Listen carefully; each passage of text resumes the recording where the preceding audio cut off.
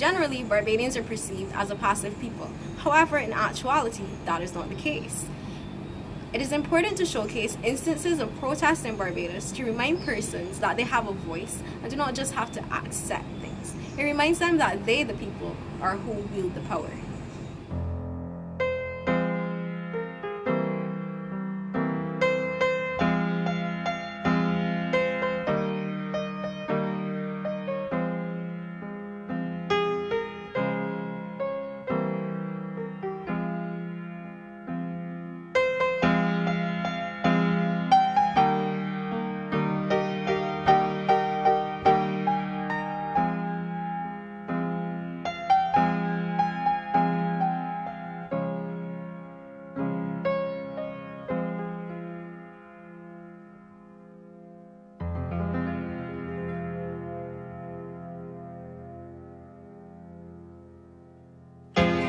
You tell me to forget that my grandmother was born right there, so alright, I say I shall go.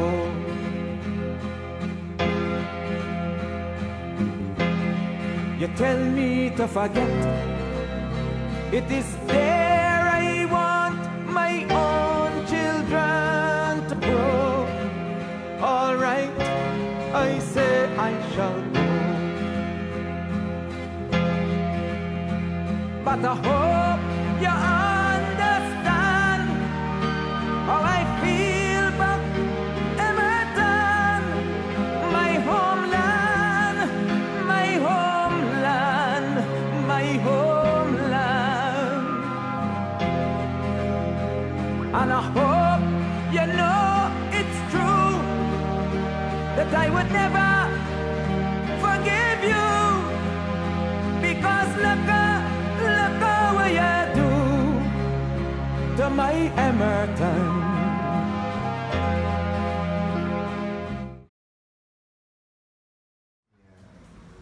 My sense of our history is that our history has been a uniquely brutal and oppressive history. A history of tremendous suffering, tremendous oppression, many people making tremendous sacrifices to try to resist the oppression, sometimes merely to survive. And that history, to me, has bequeathed to us, those of us who live in the present, a mission. It is a mission that we need to accept, because by accepting it, we redeem that history of suffering and sacrifice. And that mission is that we of all people, we must be the preeminent champions, defenders, spokespersons of the values of human freedom, human dignity, of concepts of human rights. If we are to redeem that history, we must help to make sure that that historical journey that Barbados has been engaged in, that historical journey leads us to an elevated and noble conclusion of a society that reflects those values of human dignity and human rights. And there's a place for all of us in that mission. We all need to accept it. And at the end of the day, fundamentally, that is what my activism, and I think that's what all activism should be about. Helping our society to embrace that mission that our history has bequeathed to us, and there's a place for all of us in embracing that mission. You know? And yes, I would like to urge activists to see that bigger picture, to see that how you fit in to that historical journey. Barbados has been a location for some of the most oppressive, racially and class-based and gender-based oppression, and our ancestors fought it. They tried to resist it. They tried to survive it. And we now, we must take those struggles to their logical conclusion. If you look at the history of Barbados, you will see that going way back from the enslaved, they're constantly rebel. You have to place that within a certain context, however. So the Barbadians had to be smarter in terms of the rebellion because there were no hills. Few of us got on boats and went down to St. Vincent, etc., etc. But yeah, we had the 1816 Bassa Rebellion. We had several aborted plots and rebellions. We had the 1937. So and in the 1970s we had the Black Power movement, and today we still have fairly vibrant activist groups. So we have a fairly vibrant activist tradition. The workers, especially sugar workers, start to ask questions. Why are we working in sugar fields all day long and we still don't have a piece of land or a house? And out of campaign, he started to talk to peasants, the workers. And he had come out of a Trinidad tradition. So he's not a born Barbadian. And he was talking a lot of that, and he got big crowds with him, very big crowds. And out of that, the Barbados government under the British arrested him and deported him back to Trinidad in 1937. But he came back for about a day or two, and the riots started.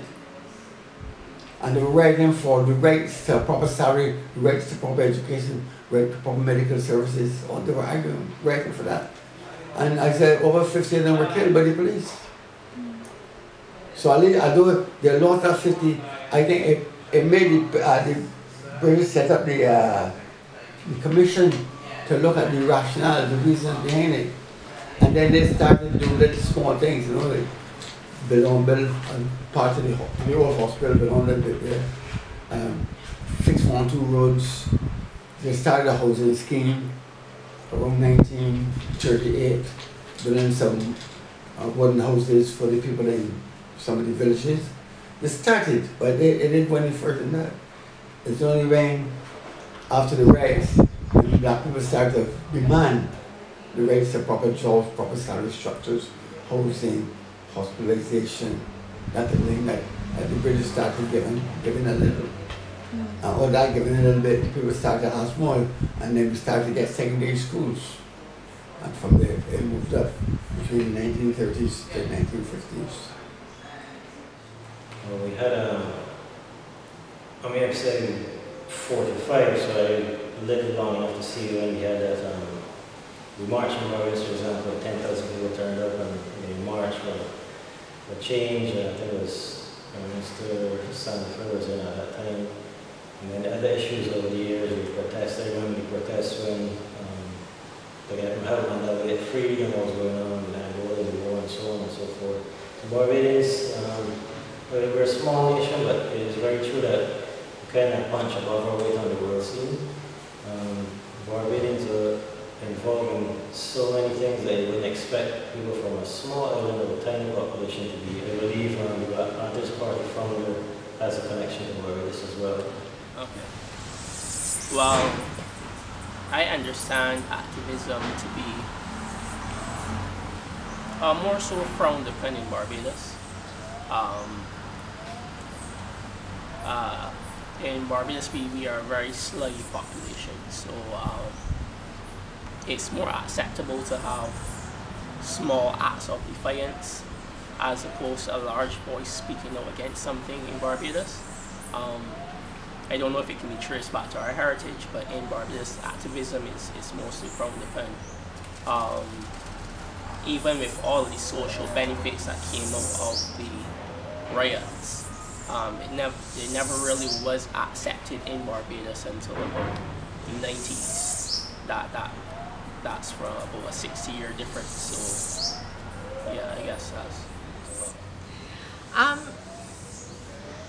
You know, I think like a lot of Barbadians, and I'm a Barbadian by descent. I was born in Canada to a Barbadian father, and I think he had a very conflicted notion about what his sense of activism was, but it came from a very clear understanding to himself that his identity was shaped by his colonial upbringing, and that now being outside of, and now in an independent Barbados, or coming from what is now an independent Barbados, living in Canada, that he had a right to stand up to certain issues. And I think,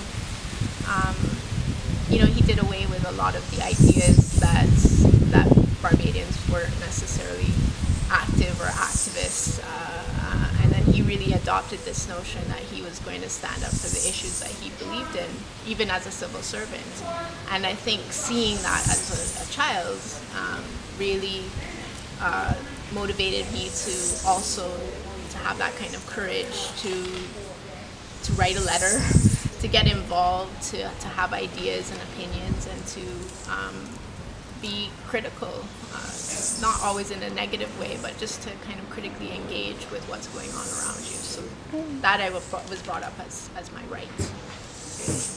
Honestly, I never paid much attention to it before. I don't think out of any of the other Caribbean territories we really have been that active in protests, but in recent times, probably within the last decade or so, I find that more and more we are seeing a lot more of protests and active rebellion to certain laws and ideals that are being passed on. So I think it's becoming something a lot more prominent in our society today.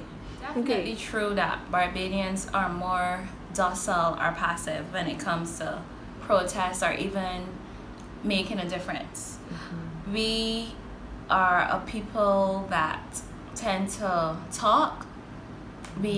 Our bark is much stronger than our bite, if I were to put it like that. We talk a lot about things that should be done or what we should have done in the past, and we put a lot of blame on politicians and government on a whole. But when it's time for action, we tend to lay back and do nothing.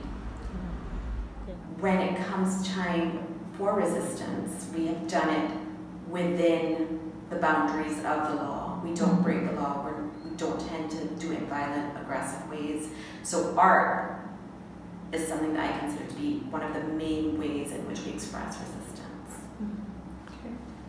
Well, I think as a musician, it's almost our moral duty to speak up on things that we truly believe in. I mean, if we're following after people like Mighty Gabby, who's always had strong protest vibes and activists from all the way back then, and we tell stories about what people are thinking, like really voice and the mouthpiece of a lot of people. And that's why we choose to pick subjects that we feel strongly about. It's not just not coming out here to be active or resisting something that we don't believe in. So everything that we write and we play, we totally believe it. Return to Barbados, determined that I will not let things be run as business as usual. And shake up the society and get them aware. I started to write these songs, in particular the folk songs, like Take Down Nelson, Riots in the Land, Who Killed Pele, Bajan Fishermen, Bridgetown, Edmonton, and on and on and on. And people started to notice, so I did 2 recordings, one was Bridgetown, one was Edmonton. I noticed that young people started to graduate. Crowds, we didn't have huge crowds, but we had people who were always there and who were like grateful that this music came out. And thanks to Columbia encouraging me to play and sing, I started to play and sing all over the island, all over our country. And these songs, they got so-called controversial. I began to get banned left, right, and center. when I did Jack in 82. That was bad. And it was like, it wasn't just that Jack was bad, even though it was an unofficial band. Ironically, between 1982 and 2011,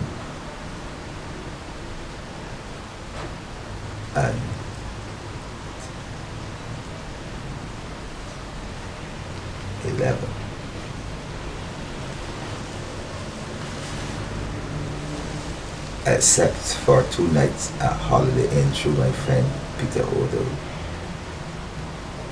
I never ever was hired in the hotels in Barbados. So between 1982 and 2011, I was unofficially, they could deny it till the cows come home, but I will tell you who is now deceased, who shall remain nameless, said to me that they held a meeting at the Barbados Hotel Association, which was called BHA at the time, and decided that there's no way I will be hired in the hotels because the person whom everybody said sang about Jack there was the chairman of the Board of Tourism. And only that, he was a lawyer.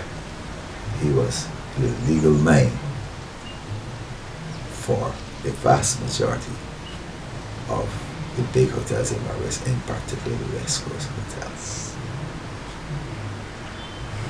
So how dare this little boy from Chapman's Lane, Everton, come up and sing about the great Jack Deere?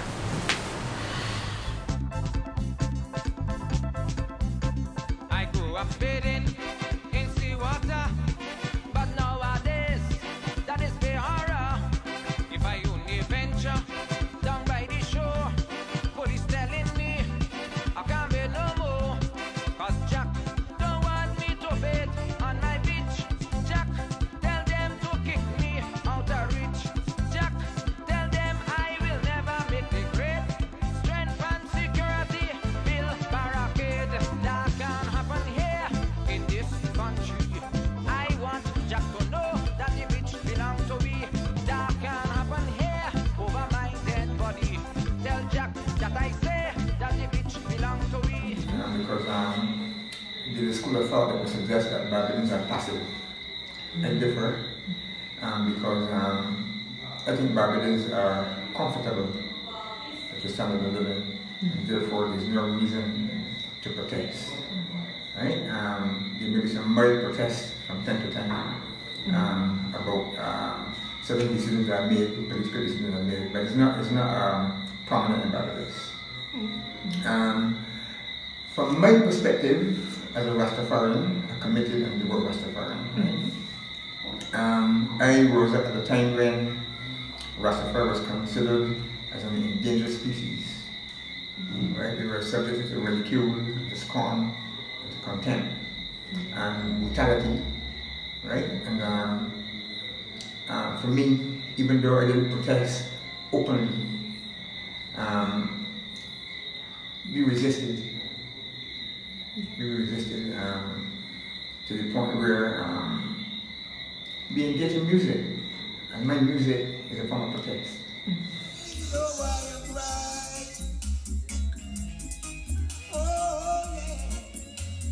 Person saw a Rastaman on a cliff, figured that they had to be something to do with drugs, called the police. 2 policemen ended up at the scene, and Ayakobi ended up dead on the rocks below.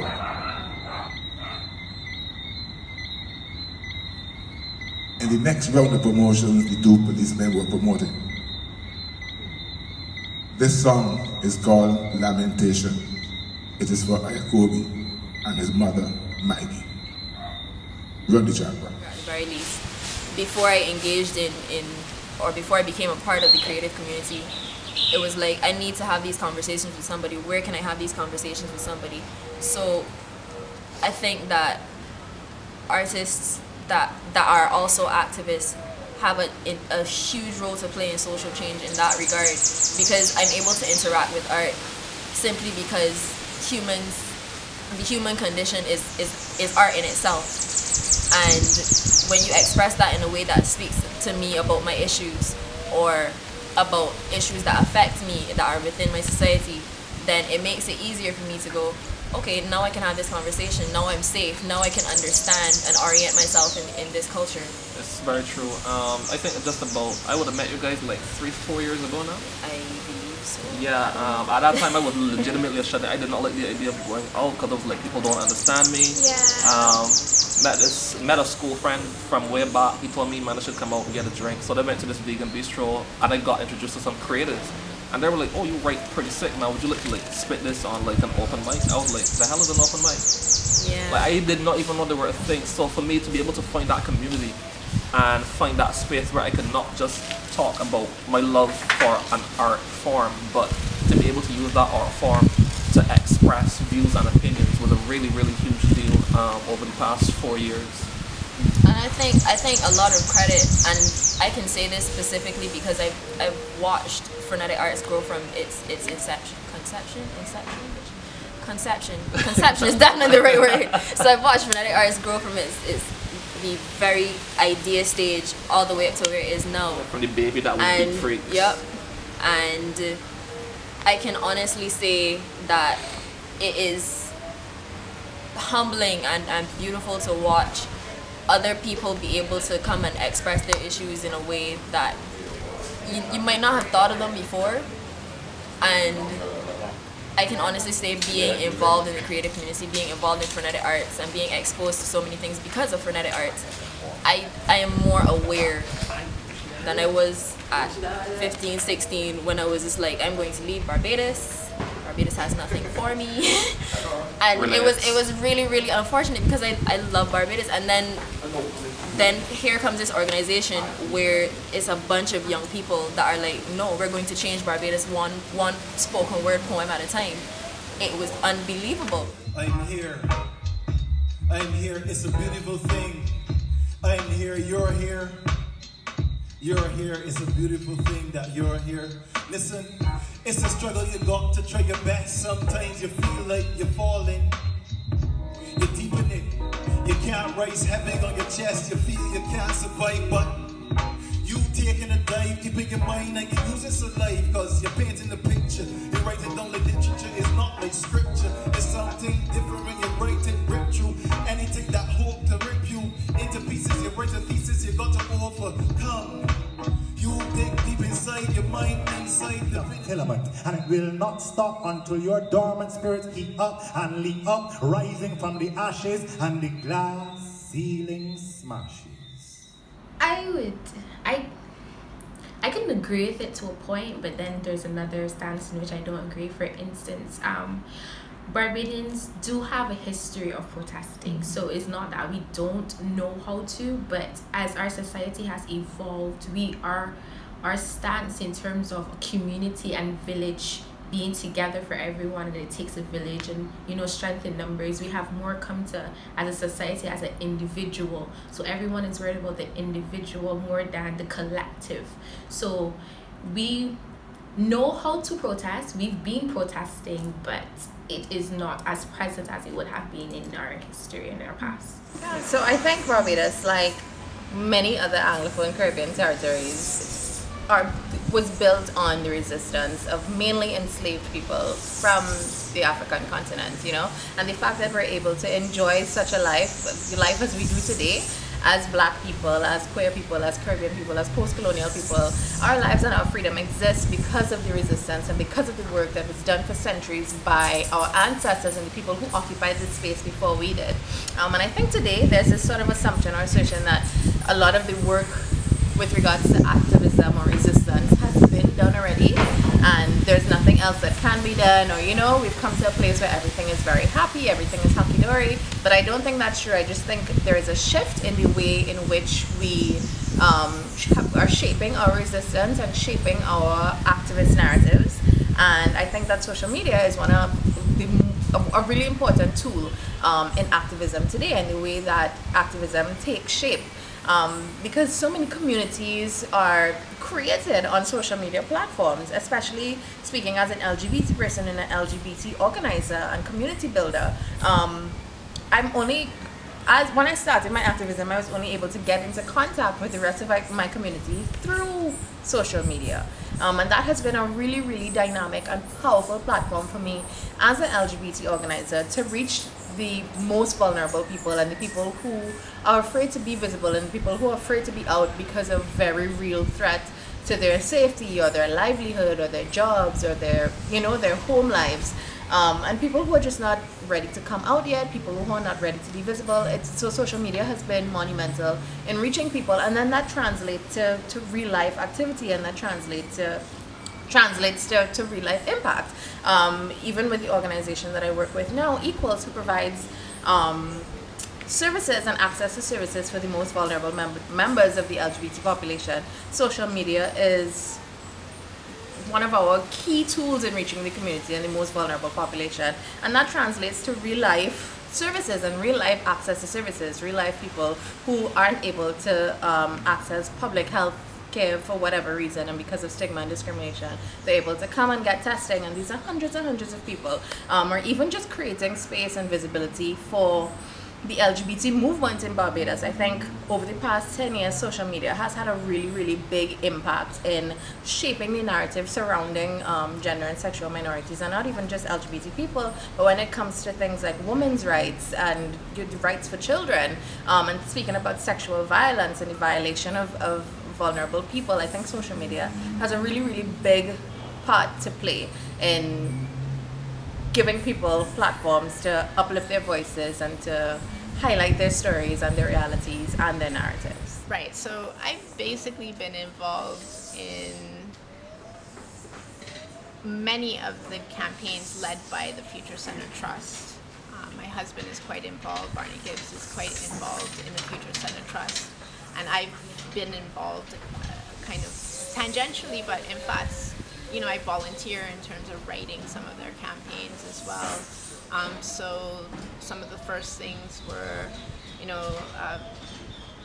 having the right to a visual amenity and not necessarily having commercial billboards in your face every time you are enjoying our lovely countryside. But from there, we got involved also in the, at one point there was a proposal to establish a dolphinarium on the island just a couple of years ago, and I got some information and I started a petition on behalf of the Future Center Trust to oppose a dolphinarium based on what I understood of animal rights around that particular issue of captive cetaceans or dolphins and other whales. And then also the plastic bag ban and anti-littering campaigns. And I think the biggest one recently has been the Cahill, or the waste to energy project, a large, very big waste to energy project that was proposed a few years ago. There's this idea that Barbadians are passive, but in fact, I think that you can see insurgency coming from various quarters. For example, NGOs, we've seen interventions from NGOs like the Future Center Trust, we've seen citizen-led interventions, and also, more rarely, but very interestingly, corporate-led interventions. An example of the first would be the opposition that we had made towards Cahill, the Cahill project, which was a project that was being negotiated between the government at the time and a company called Cahill to provide, or to build here, a very, very expensive plasma gasification plant. And Bajans, the population of Barbados, had very little visibility on that project. So the Future Center Trust, what we did there was to sort of, I guess, provide opportunities for public meetings ahead of the infamous big public meeting, where we would bring in a foreign expert and have our local experts as well to sort of inform the public, so that at that final day they would ask better questions, ask more insightful questions, and ask difficult questions. And that's exactly what happened. And I think it was an effective intervention because of that.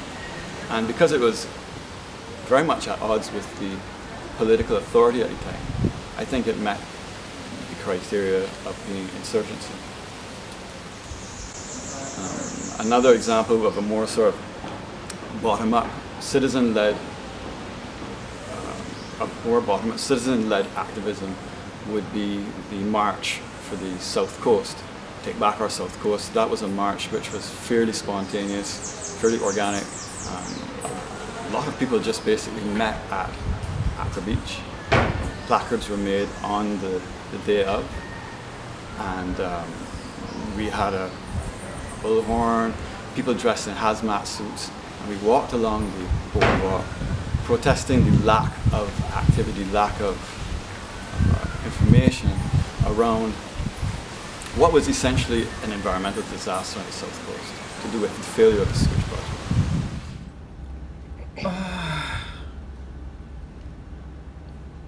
I think because Barbadians may, it's interesting. I was going to say Barbadians may tend not to be too vocal about things that may annoy them. But on the other hand, some people may say they may tend not to act. I don't know. One of the things I've seen is that, yes, maybe they're not as vocal as people would have liked. It is probably a part of our socialization that comes all the way through from our enslavement. The problem with the acting, I think some of our history would show that they may hold a lot in for a while, and then when they do act, it is explosive and decisive. Case in point, if we look at what happened at the recent elections, you know, I think some of us knew that something big, something significant was happening, because people actually stopped complaining about what was going on. You know, very few people were saying anything much, and that's the problem. When you find Barbadian people become too silent, and the minds have already been made up. And I think then the last election clearly demonstrated that, because, you know, it wasn't too much of a shocker for me that every single member of the previous administration lost their seats, because when I saw Barbadians go quiet and stop complaining, I know that something decisive is coming. So I think that exhibition like Resist, You Got Me Excellent is a perfect platform to debunk the narrative that we've been told from the time that we were young, that Bajans are passive people. Whereas we know from literally the time that our ancestors arrived to now that we have been resisting what we see as grave injustices to us as people, from even acknowledging the resistance of our ancestors leaping from boats to avoid being enslaved on the island, straight to our more recent national protest of voting the last government out. That is a very powerful form of just showing how we as a collective resist the injustices against us. And it can set a tone really for the younger generation to resist that narrative of Bajans being passive, and see the ways in which how they can contribute to setting the tone for the future and rewriting or writing their names on history's pages, really.